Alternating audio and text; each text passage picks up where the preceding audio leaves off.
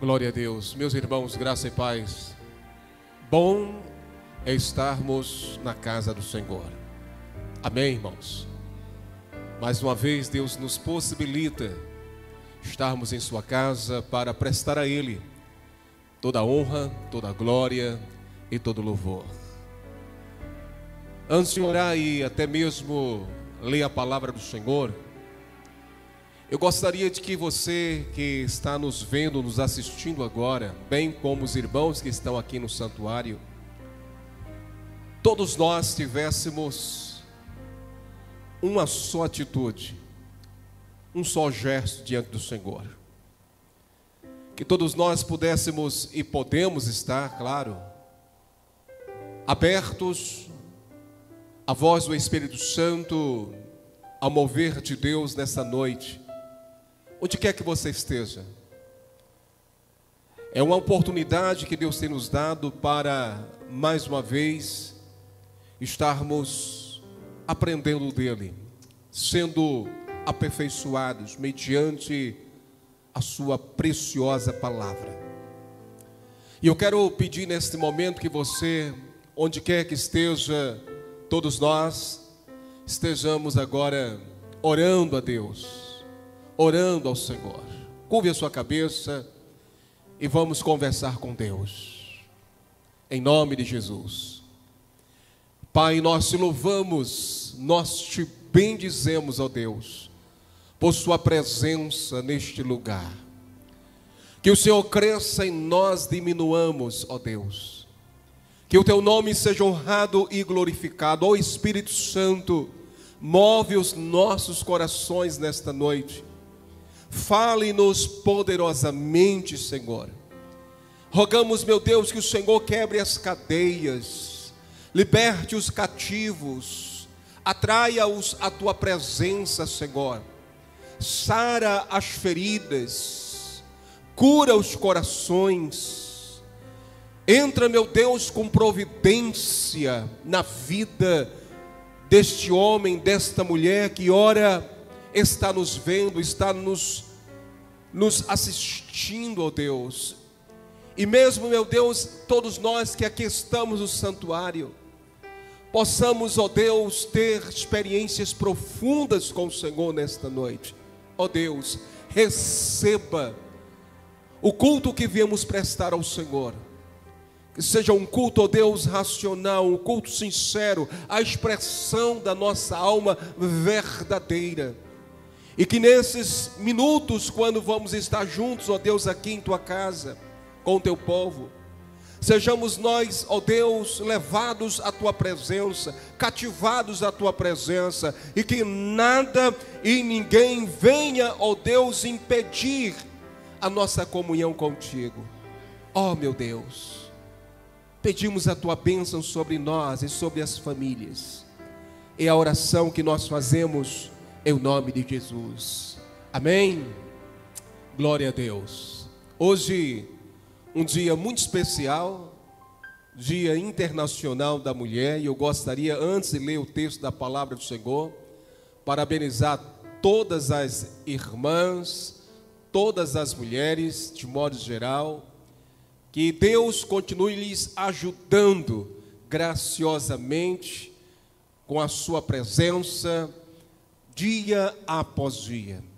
A todas vocês, Deus console, Deus derrame bênçãos sem medidas sobre as suas vidas. Também, de forma muito especial, agradecendo a Deus pela vida da diaconisa, a irmã Maria José, que hoje faz idade nova, não é? Está entre nós, a nossa irmã. Que Deus lhe abençoe grandemente, minha irmã, que os seus futuros anos sejam abençoados ainda mais para o louvor da glória do Senhor. E hoje também o irmão Severino, o diácono Severino, está fazendo idade nova, não é?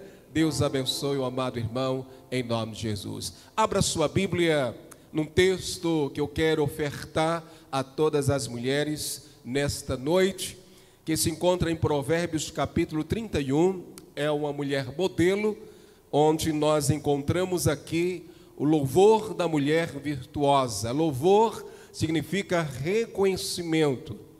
Então, esta parte de Provérbios são, diria, reconhecimentos expostos a esta mulher louvável aos olhos do Senhor, chamada de mulher virtuosa pelo rei Lemuel. Está escrito, versículo 10 em diante: mulher virtuosa, quem a achará? O seu valor muito excede o de finas joias. O coração do seu marido confia nela, e não haverá falta de ganho. Ela lhe faz bem e não mal todos os dias da sua vida. Busca lã e linho, e de bom grado trabalha com as mãos. É como o navio mercante, de longe traz o seu pão. É ainda noite, e já se levanta, e dá mantimento à sua casa, e a tarefa às suas servas. Examina uma propriedade e adquire-a. Planta uma vinha com as rendas do seu trabalho. Cinge os lombos de força e fortalece os braços. Ela percebe que o seu ganho é bom, e a sua lâmpada não se apaga de noite. Estende as mãos ao fuso, mãos que pegam na roca. Abre a mão ao aflito e ainda a estende ao necessitado. No tocante à sua casa, não teme a neve, pois todos andam vestidos de lã escarlate. Faz para si cobertas, veste-se de linho fino e de púrpura.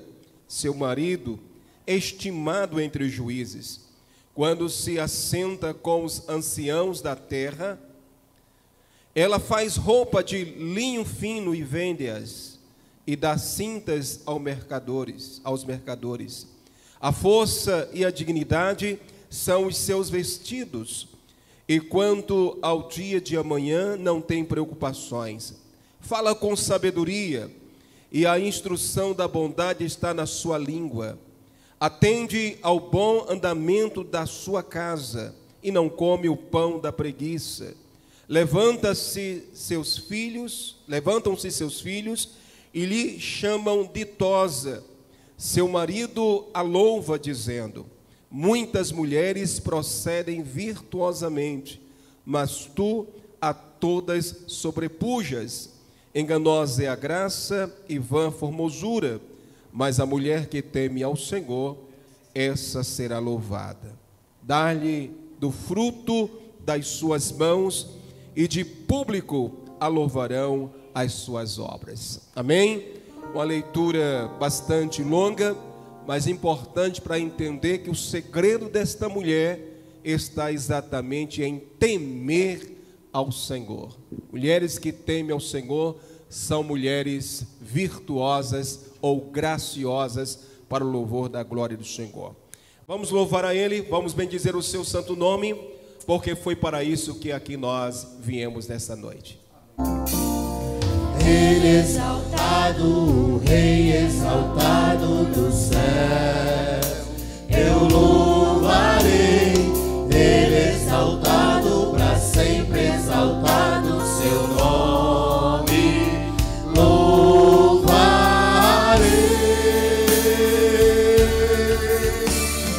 Ele é o Senhor, sua verdade vai sempre reinar.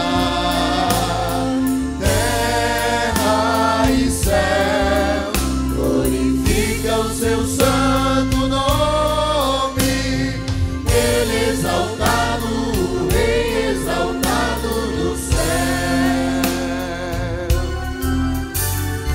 Ele exaltado, o Rei exaltado do céu, eu louvarei. Ele exaltado, para sempre exaltado seu nome.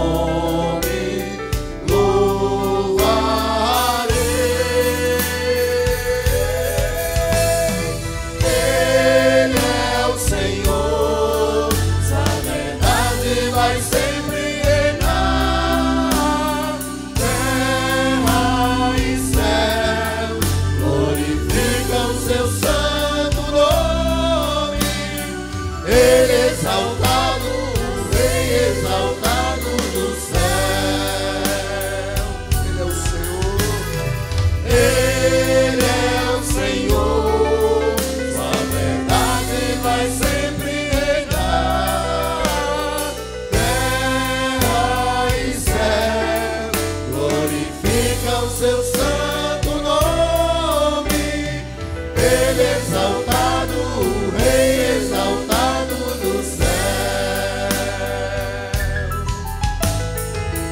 Ele exaltado, o Rei exaltado no céu.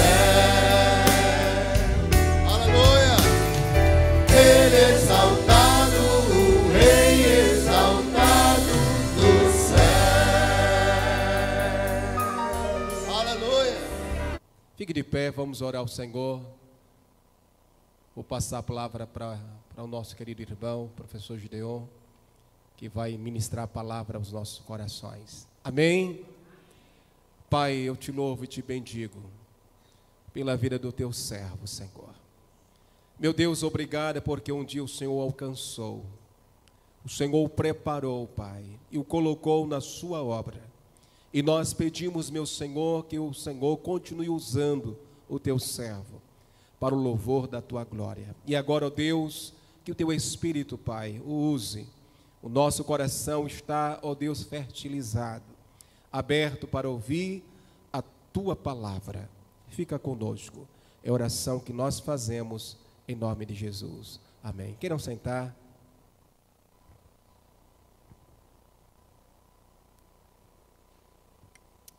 Graças a Deus, amados irmãos. Fico muito feliz, com temor e tremor, né, em poder estar com os irmãos aqui nessa noite. A graça de Deus, ela é maravilhosa. E normalmente, as pessoas compreendem a graça de Deus de forma cognitiva. Conseguem captar os versículos bíblicos que apontam sobre a graça de Deus e até mesmo explaná-la teologicamente. Eu costumo dizer, mas que existem poucas pessoas que conseguem transformar o conhecimento cognitivo da graça de Deus em afeto.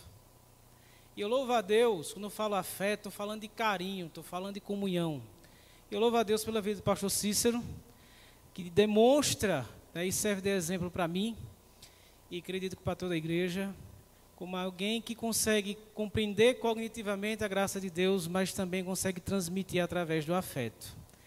Eu louvo a Deus pela vida dessa igreja, de algumas pessoas em específicos que fizeram parte da minha caminhada logo no início, né? Teve uma equipe de peso aí na minha evangelização quando eu tinha 17 anos, né, Wesley? Wesley, irmã Lígia, Samuel, o baixinho, que eu sei que tem vários Samuéis aqui agora na igreja. E aí eu louvo a Deus pela vida de vocês, né?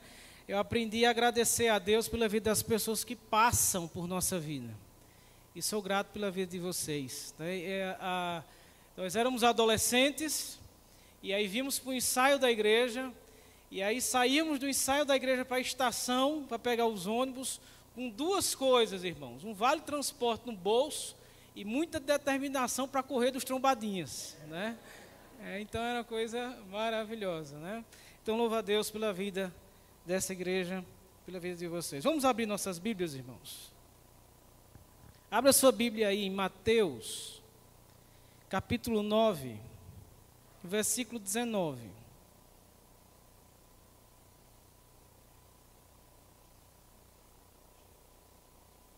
É um texto bem conhecido de toda a igreja, mas eu entendo que a palavra de Deus, sempre quando é lida e estudada, ela se renova.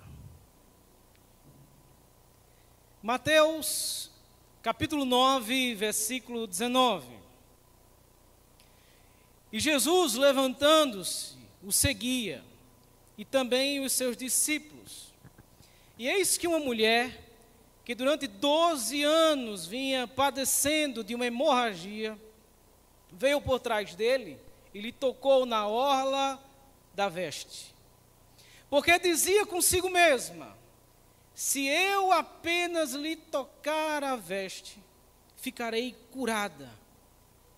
E Jesus, voltando-se e vendo-a, disse: tem bom ânimo, filha, a tua fé te salvou. E desde aquele instante, a mulher ficou sã. E Deus aplique a sua palavra em nossos corações, em nome de Jesus. Meus amados irmãos, é muito importante a temática que nós iremos tratar, porque eu percebo em minha caminhada, em que as pessoas nos dias atuais estão muito sedentas por encontrar um sentido de vida. E aí é interessante que quanto mais as pessoas apresentam-se com sede de ter um sentido de vida. Por um outro lado, apresenta-se um mercado que está disposto a ofertar sentido de vida. É dentro daquela filosofia que diz que para todo problema existe uma solução. E preste muito bem atenção nessa frase. Para todo problema existe uma solução e não há solução. A ideia de dizer que para todo problema existe uma solução é fazer com que essas pessoas que estão sedentas por sentido de vida continuem com sede. Porque apresenta-se uma solução, isso não vai resolver, procura-se uma nova e uma nova.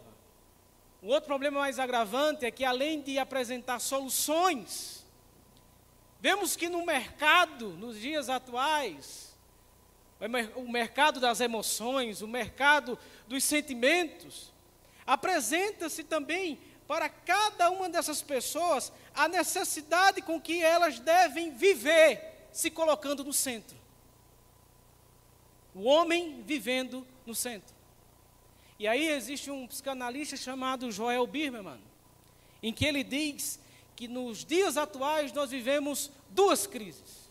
A primeira é a crise do espetáculo e a segunda crise é a crise do narcisismo. O que ele quer dizer com crise do espetáculo? É numa sociedade onde as pessoas estão preocupadas com o exterior, muito mais do que com o interior. Onde elas estão preocupadas em fazer uma divulgação do privado, tornar a vida privada pública. E aí vemos o fenômeno das redes sociais. A pessoa faz uma macarronada, bate uma foto, publica. Vai fazer uma viagem, bate uma foto, publica. Acabou de acordar, bate uma foto e publica. É a tirania do público sobre o privado. E quando ele fala do sentido do narcisismo, ele evoca aquela figura que Freud tratou do narcisismo, daquele homem da mitologia, em que nasceu tão belo, mas tão belo, que seus pais os trancaram e impediram que houvesse espelhos dentro de casa. Mas um dia, Narciso, já adolescente, vê a porta aberta, feito cachorro vira-lata, que não pode ver a porta aberta, né, irmão? Sai correndo. Foi o que ele fez. Saiu em disparado, os servos tentaram conter, mas não conseguiram. Até que ele para em um córrego de água, e no espelho d'água ele vê o seu semblante. E aí Narciso se apaixona por sua própria imagem, fica tão encantado que cai na água e morre afogado. E é por isso que o narcisismo é uma paixão enorme por si.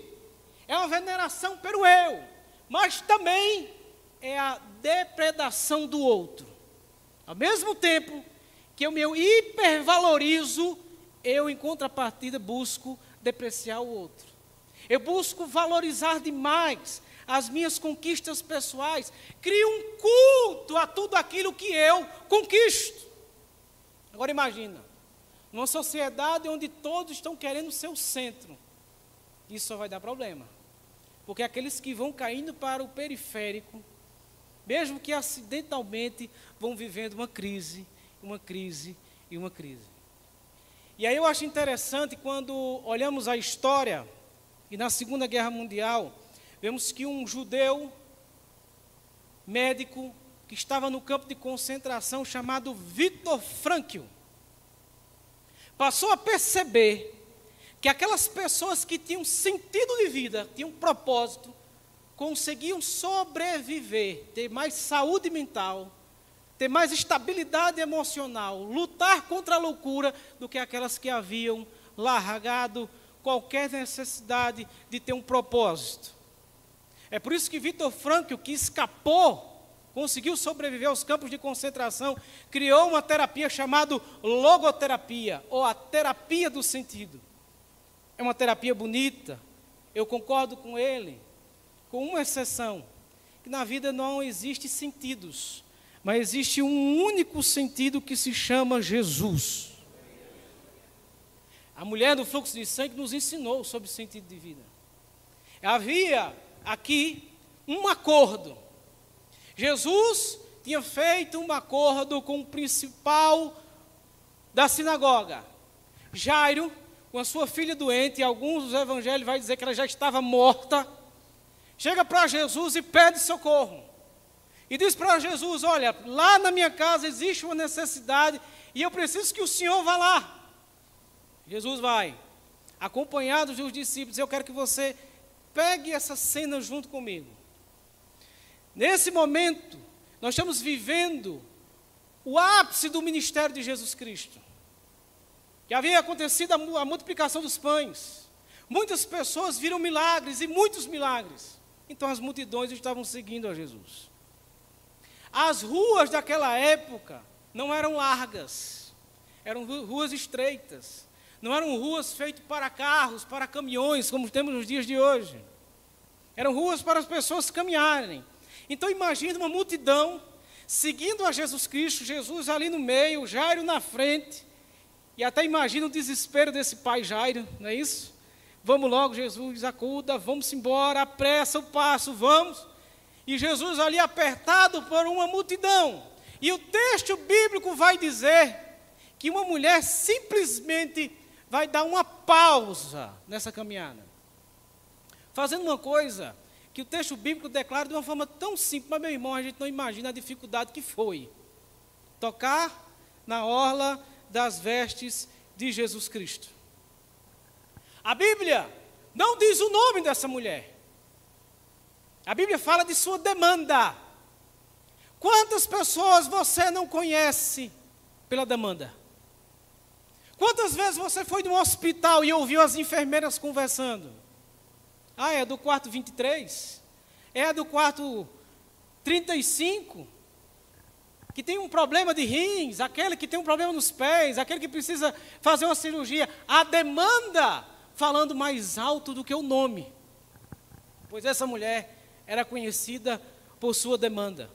E aí o texto bíblico vai apresentar as características do problema dela.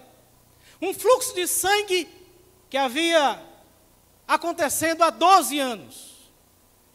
O texto bíblico não nos diz que doença específica era essa. Alguns arriscam que poderia ser um tumor maligno, mas eu não acredito que com a medicina daquela época uma pessoa iria conseguir resistir 12 anos com um tumor maligno. Mas, no entanto, a única coisa que realmente temos clara nesse texto é que ela tinha um fluxo de sangue há 12 anos e, olhando o contexto daquela época, era uma condição que a colocava como uma mulher impura. Essa mulher, ela estava socialmente excluída. Ela não poderia ir ao templo, ninguém ia na sua casa, ninguém a cumprimentava. Ela estava excluída. Mas também o texto bíblico vai dizer que ela era uma mulher rica. Ou pelo menos era. Possivelmente uma viúva que havia adquirido posses. E aí preste atenção uma coisa, irmãos. Havia riqueza e havia uma outra característica dessa mulher. Era uma mulher que confiava demais na racionalidade. Porque o texto bíblico vai dizer que ela procurava quem? Os médicos. Ia de médico em médico. Lucas, ele diz que além de que essa mulher não ficava curada, a sua situação só ia piorando. E aí chegamos aqui no momento em que essa mulher tem o seu patrimônio lapidado por uma enfermidade e também a sua confiança e a sua fé no racional completamente decepcionada. E aí, meus amados irmãos, uma mulher decepcionada com o materialismo, com o patrimônio completamente lapidado, tem um insight. E aí onde Mateus capítulo 9, versículo 21 vai dizer: eu só serei curada se tocar na orla de suas vestes. E aí eu estou fazendo essa ênfase de só serei curada, porque nos textos originais traz esse sentido, de que ela agora está excluindo qualquer outra possibilidade de sua cura. Que agora ela está excluindo qualquer outro canal que possa trazer sentido à sua vida. E dizendo para ela mesma que só existe um canal, só existe um caminho, só existe uma possibilidade de cura, e se chama Jesus o Nazareno. E é interessante falar sobre a orla das vestes, porque alguns teólogos acreditam que era a parte inferior das vestimentas. E para tocar na parte inferior das vestimentas, ela teria que se agachar. Mas, no entanto, o texto vai falar que ela veio por trás. E isso significa, a outra segunda possibilidade,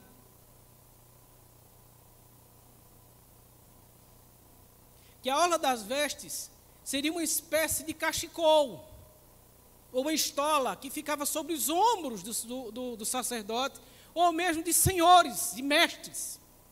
E havia pontas de algodão, e no final dessas pontas, pequenas pedrinhas com letras em hebraico. E havia um misticismo da época, de que quem tocasse na orla das vestes, nas pedrinhas de um sacerdote, poderiam ser curada. Mas, meu amado irmão, uma teoria ou outra não é tão relevante assim. O que é mais relevante é o resultado.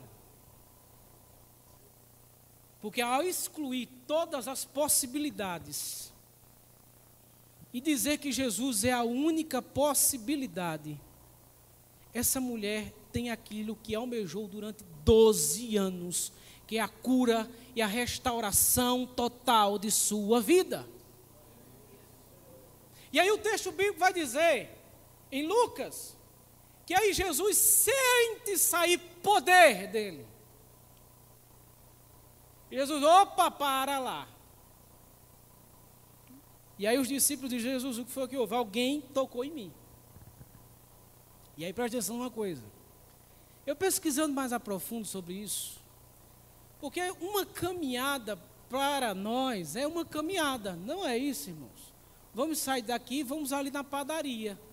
E aí vamos andando, um vai na frente, outro vai atrás. Sendo que naquela época uma caminhada não era uma simples caminhada. Havia uma organização. Jesus estaria possivelmente no centro, com um círculo ao seu redor de discípulos, um outro círculo ao redor dos discípulos de autoridades, e não era Jesus que dizia, eu quero as autoridades aqui, eu quero os discípulos aqui, não, é um costume judaico. E depois iriam vir os mais pobres, e depois dos mais pobres, mulheres e crianças. Aí daí você entende porque naquele texto bíblico vai falar que Jesus mandou chamar as crianças, que queriam impedir que as crianças se aproximassem de Jesus Cristo. Havia uma espécie de hierarquia social. E essa mulher, meu irmão, ela não está nem aí para a hierarquia social. Essa mulher não está nem aí para o que vão falar dela, se ela está impura, se ela está imunda socialmente. Ela simplesmente se estica e toca no Senhor Jesus Cristo. E quando Jesus diz, senti sair de mim poder, aí a Bíblia vai falar agora, que essa mulher tremeu. E por que essa mulher tremeu? Imagina você 12 anos sendo excluído dentro de uma sociedade. Imagina você sendo marginalizado ou marginalizada por 12 anos dentro de uma cidade. Sendo chamado não pelo nome, mas por tua enfermidade. Eu vou comprar pão, vende pão aí para a mulher do fluxo de sangue. E aí, meu amado irmão, além da cura, nós temos que prestar atenção nisso. Jesus faz com que essa sociedade se retrate com essa mulher. Havia uma cultura judaica em que todo aquele que recebesse uma cura deveria ir ao sacerdote e se apresentar. Olha aqui, estou curado. Aí é por isso que Jesus pega ela e diz, ei, foi ela que me tocou. E é ela que está curada. Então, a partir de hoje, entenda uma coisa, ela tem nome. E não é mais a sua enfermidade. Vejam essa mulher aqui. ela está curada, e não só curada, ela está salva. Aquela salvação que Israel, que os judeus tanto cobiçavam, aquela que era considerada impura, agora é declarada salva e pertencente ao reino de Deus.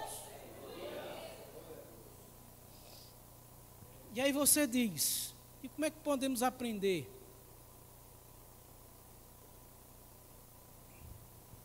Sobre sentido de vida. Aprendemos sim. Quando eu tenho Jesus Cristo como sentido da minha vida, eu não me importo com o que os outros dirão ao meu respeito. Essa é a primeira coisa. Ela não se importou se iriam recriminá-la, se iriam expulsá-la. Ela foi atrás de Jesus, meu irmão.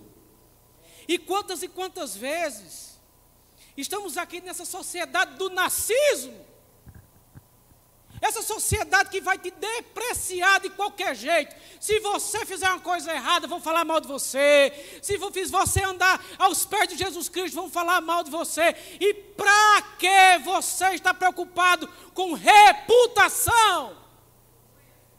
Para que você está preocupado com o que os outros vão dizer a teu respeito? Simplesmente viva para o Senhor Jesus Cristo. Quando você vive para Jesus Cristo, não importa comentário de B, no comentário de A. É melhor você encarar os homens com cara feia por você, para você, porque você está andando com Cristo, do que você agradar os homens e ter que encarar o olhar de ira de Deus.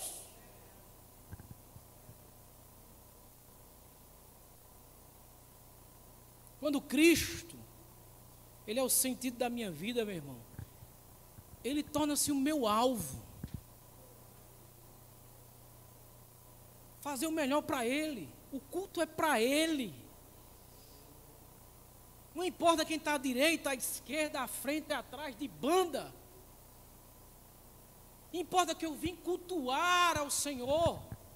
Importa se eu estou aqui em cima louvando, vou louvar da melhor forma. Se me colocaram para pregar, vou pregar da melhor forma. Se me colocaram para ensinar, eu vou ensinar da melhor forma. Se me colocaram para varrer o chão, eu vou varrer da melhor forma. Porque eu vivo para a glória do meu Senhor. Me chamaram uma certa vez para pregar no culto de ações de graças, aniversário de um senhor de aproximadamente 85 anos. Eu gosto de pregar em culto de ação de graça, irmãos, é uma bênção. Muita comida, alegria. Fui, preguei, o pessoal louvou, foi uma bênção. Terminou, o idoso ficou lá no cantinho.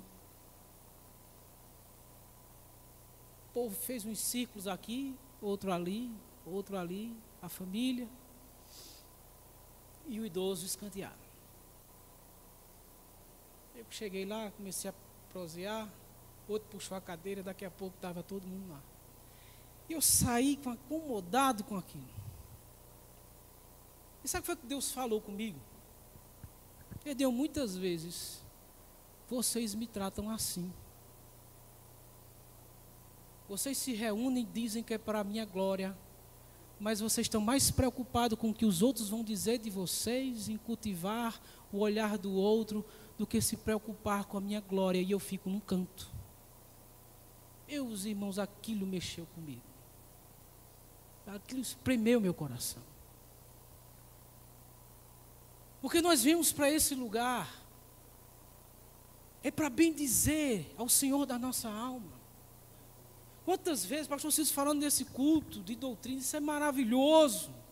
Quantas vezes saí de casa mastigado, cheio de problema, e cheguei aqui nessa igreja, nesse culto de quarta-feira, amassado, angustiado, coração pesado, e saí daqui jubiloso, com alegria, com a vontade enorme de dizer para o mundo que Jesus é Senhor, que Jesus é Senhor.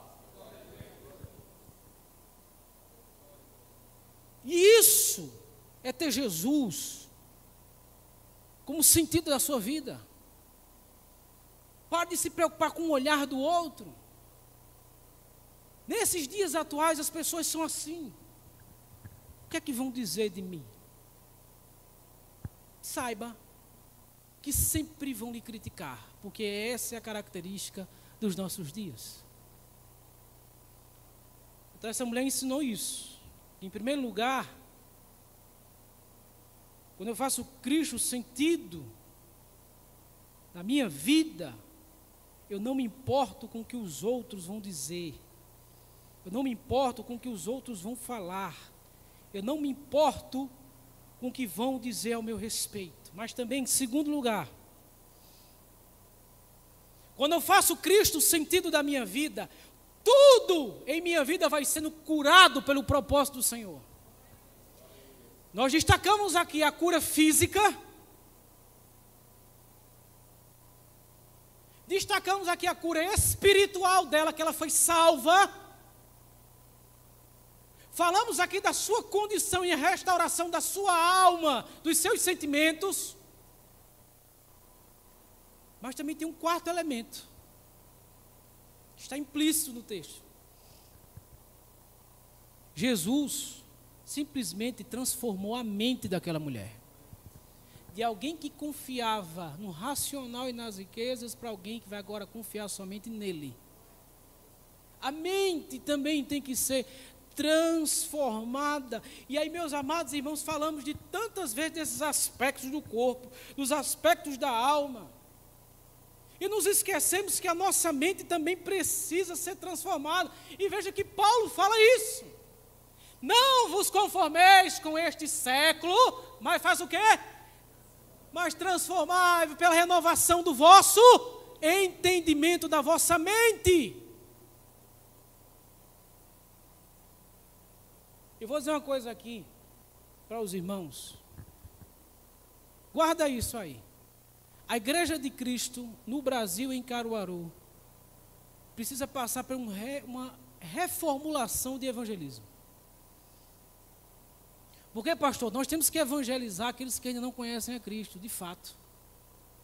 Mas nós também temos que ir atrás daqueles que têm fé em Jesus Cristo, mas estão em casa amargurados, doentes,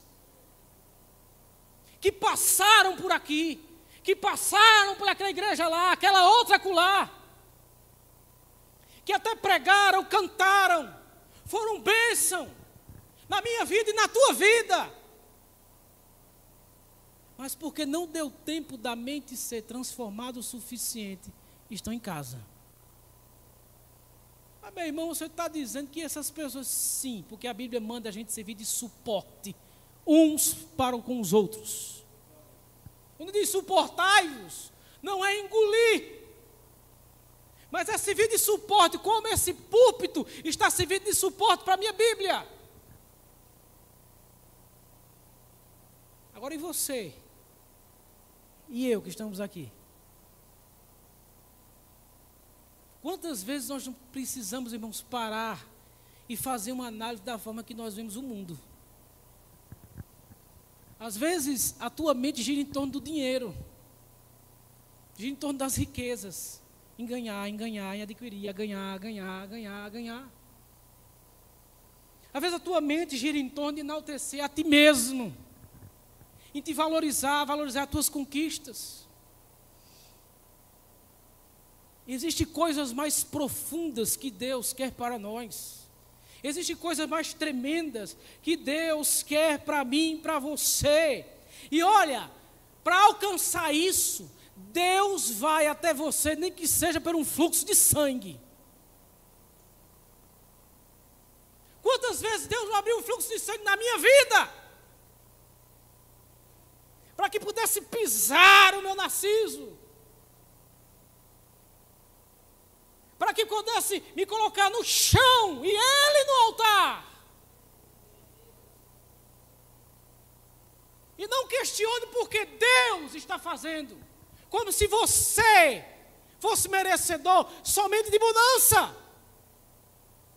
Existe fluxo de sangue que vem para que Deus possa te lapidar, assim como lapidou essa mulher. Ou você acha que sem esse fluxo de sangue ela estaria ali, aos pés do Senhor Jesus Cristo? Olha aí. E aí, querido, Deus vai remodelando tudo em tua vida segundo o propósito dele. Coloca ele como sentido de tua vida. Espera ele trabalhar a tua família. Não tenta empurrar o evangelho de goela abaixo não, meu filho. Deixa que Jesus faz, deixa que Jesus vai lá. Estão dizendo que teu filho não tem jeito, Jesus dá jeito. Estão dizendo que a tua mãe e teu pai estão velhos demais para aceitar o evangelho. Jesus vai atrás de menino, de moço e de velho.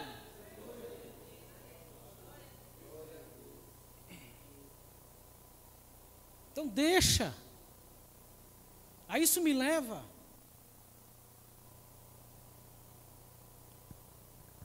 ao terceiro aspecto que eu aprendo nessa noite.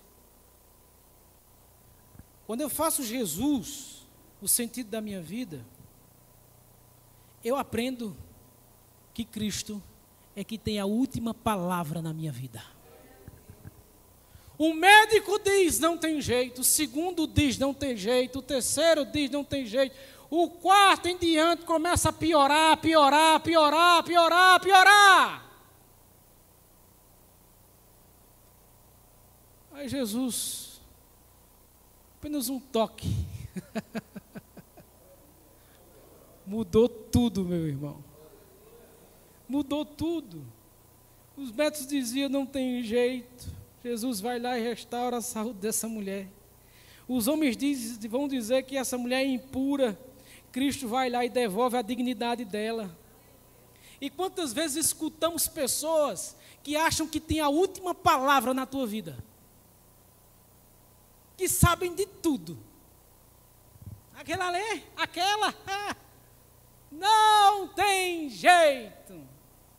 Aí o Senhor, pedaço de carne. Ô poeira, fica quieto, porque quem tem a última palavra sou eu. Eu é que tenho a última palavra. Muitas vezes as pessoas estão dizendo isso, estão dando sentença, ou você mesmo está dando sentença negativa. Lembre-se, ela passou 12 anos. Faz quanto tempo está a tua tribulação? Ô meu irmão, não diga que vai passar 12 anos, não, eu não estou dizendo isso. Mas o que eu estou dizendo a você é que esse deserto, esse fluxo de sangue que você está vivendo, está te levando a um lugar maravilhoso, que é esse encontro único com Jesus Cristo. Que não adianta só conhecer, não adianta só saber. Precisa de fato viver integralmente essa salvação em Cristo Jesus. E olha, meu irmão, essa mulher ela foi conhecida não pelo sucesso, como alguns procuram hoje em dia. Ela foi conhecida não por suas conquistas. Ela foi conhecida por ser uma mulher valorosa. E o que é uma pessoa valorosa? É uma pessoa que compreendeu que sem Jesus Cristo não vive. É uma pessoa que compreendeu que Jesus Cristo pode limpar, lhe purificar de todos os males. Agora, a sutura vai vir. Eu me lembro que uma vez, estou já terminando. Me lembro que uma vez, um irmão, já próximo aí de seus 65, 66 anos, estava esperando que sua filha mais velha viesse do ensaio da igreja. E aí ela tocava a campainha e ele se levantava. E aquele irmão, não sei se vocês são assim, que basta sentar na poltrona, ligar a TV, vai para a glória assim, ó, dorme que é uma benção. E aí o bichinho ligou a TV, né? Como dizem os adolescentes, foi para Nárnia, né? Foi-se embora. E aí ela tocou na campainha para fazer brincadeira várias vezes. Só dava um toquezinho, aí blim, blim, blim, blim, blim. Ele acordou atordoado. Saiu atordoado e a porta da frente da casa era de vidro. Do jeito que o bichinho veio, irmãos, passou pela porta da esperança. Só que a porta da esperança era um vidro não temperado. E o resultado que estourou e rasgou a coxa desse irmão. Foi um socorro. E eu, irmãos, vamos ser os irmãos, né? Mas eu vou vendo o sangue, aquele negócio, e vai dando aquele negócio da barriga, né? Você, ô Jesus, oi. Pegaram, acudiram ele, levaram para a emergência, separaram a enfermeira mais habilidosa, botaram a perna dele lá em cima, e ele contando. Ele disse, ô meu irmão, ela veio com aquela água que queima, jogou por cima. Depois pegou uma pinça e com uma paciência, e tirava outra. E ele dizia, minha filha, feche logo. Ele disse, eu não posso fechar. Porque se eu fechar, a carne vai apodrecer. Eu preciso lavar, tirar todos os vidros, para depois o médico vir fazer a sutura. Olha, querido, hoje pode estar doendo, mas é porque o teu Senhor está tratando a ferida. Ele está limpando. Ele está tirando os cacos de vidro que ficaram lá. Tem paciência. Porque enquanto ele está jogando aquela água, como ele mesmo diz, que arde, o Senhor também vem com o Espírito Santo e traz uma anestesia. Acalma a tua alma. E você que já passou por isso, e às vezes fica olhando para a cicatriz, e lamentando pelo que passou, lamente não, meu irmão. Pare de murmurar, porque Deus já te deu vitória. Entenda isso, que a cicatriz, ela é a prova que a pele venceu a ferida. Então você venceu, você não tem mais motivo para murmurar. E você que Deus está suturando, logo, logo, você vai vir aqui para testemunhar. E vai dizer, Deus fez grande obra na minha vida. E eu tenho Jesus como sentido da minha vida. E ninguém mais. Pastor Cícero, ore por nós.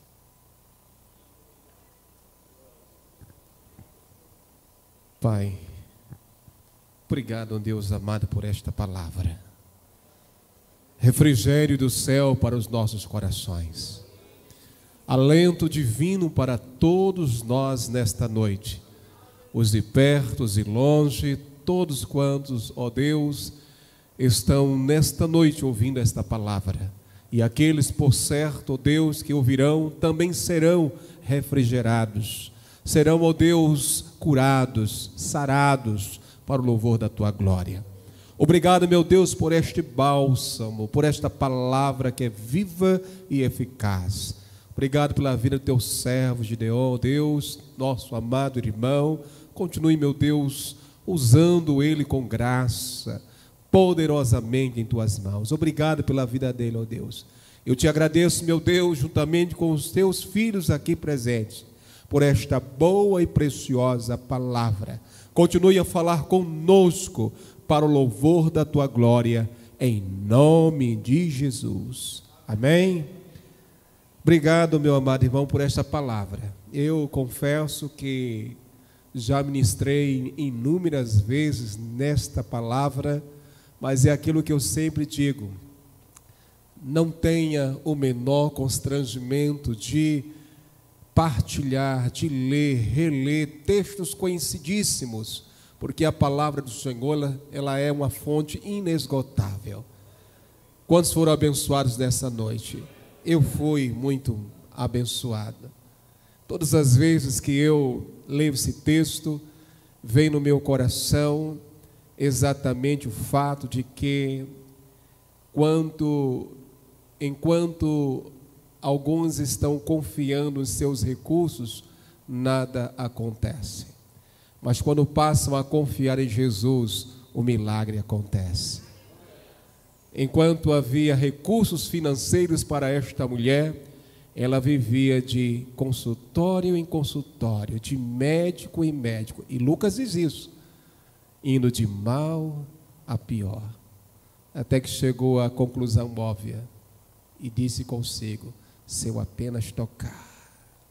Jesus, como bem frisou o pregador nesta noite, a única opção, a única solução, é Ele que tem a última palavra para a nossa vida. Louvado e bendito seja o nome do Senhor. Amém? Fique de pé, agora sim vou orar para que nós encerremos a nossa programação, convidando-o para estar conosco na sexta-feira, no culto do renovo, no final de semana, com as programações, aqui as redes, os sábados, no sábado, no domingo pela manhã, escola bíblica, culto também, saio do coro da EBD, às 18 horas o culto de proclamação da palavra do Senhor, e na quarta-feira venha para o culto da quarta, a quarta do crescimento espiritual. Eu cresci hoje à noite, cresci um pouco mais, a minha fé foi robustecida, ela se expandiu um pouco mais, em dar satisfação a Deus, a viver para Deus, a não me importar com o que fazem ou dizem ou pensam a meu respeito. O importante é que nós queremos louvar e bendizer o Senhor. Amém? Nosso Deus e Pai, nós te louvamos e te bendizemos, ó Deus, por tua presença nas nossas vidas. Leve-nos, ó Deus, em paz para as nossas casas e nos conceda, ó Deus, um sono renovador. Que o teu nome, ó Deus, continue sendo exaltado e glorificado em nós e através de nós. É oração de gratidão por esta palavra e por tudo quanto se processou nesta noite em tua casa. Nós oramos em o nome de Jesus. Amém. Vamos em paz, em nome do Senhor Jesus.